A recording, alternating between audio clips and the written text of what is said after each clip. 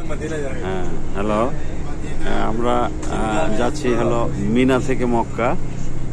রাস্তার উপরে বেশ চমৎকার একটা পরিবেশ। আমরা এসি গাড়িতে আছি, বাইরের তাপটা অনুভব করছি না।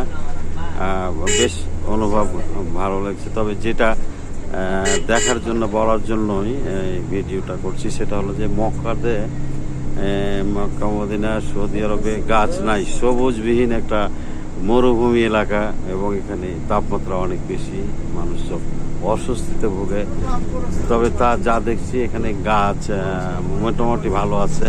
রাস্তার ধারে যে গাছ, সবুজ বনায়ন, এটি বাংলাদেশের মতোই একটা চিত্র। বেশ চমৎকার একটা পরিবেশ। দুই দিকে রাস্তা, দুই দিকে আছে, দুই দিকে আছে।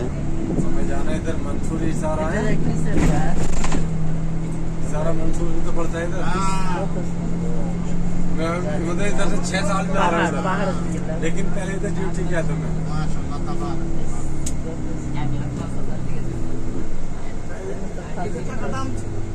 তো খেজুরের বাগান যে থাকার কথা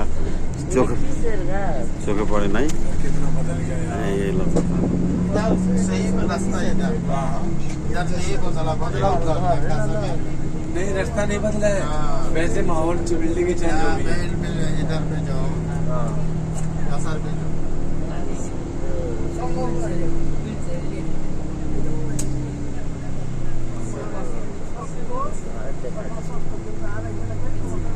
इधर पार्क नहीं था जब मैं आया था।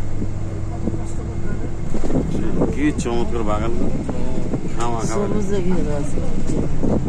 एरिया का नाम मेरे याद है, इस एरिया में मैंने गाड़ी হ্যাঁ, चलाई। সতেজ সবুজ গা উদ্ভিদ, সতেজ সবুজ।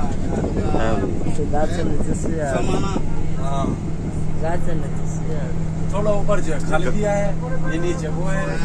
হ্যাঁ, গাছগুলো যে পানির অভাবে শুকনো মনে হচ্ছে তাও না, चले जाते हैं अंदर। বেশ সজীবতা ये আছে। ऊपर खाली হ্যাঁ, नहीं है। যা বাংলাদেশ পরিবেশে যেরকম গাছ হয়, জাস্ট इधर मतलब